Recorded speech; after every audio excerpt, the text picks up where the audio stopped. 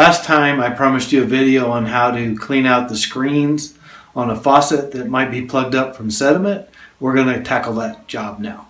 First, to start the job, you'll need these basic tools: a pair of pliers, a small screwdriver, a Q-tip if necessary, and a straight pin to clean the holes out on the aeration.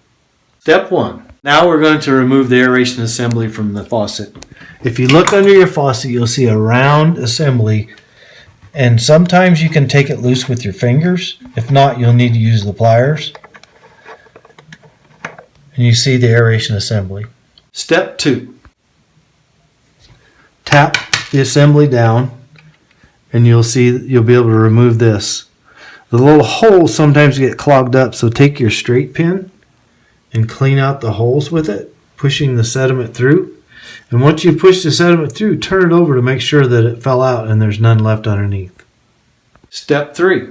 Step 3 is take the aeration screen, stick it back into your base piece.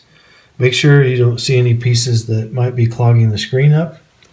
Take it back, screw it into the bottom of your faucet. Just needs to be finger tight. That way you won't have to use pliers again. And then check your water flow. And you're done.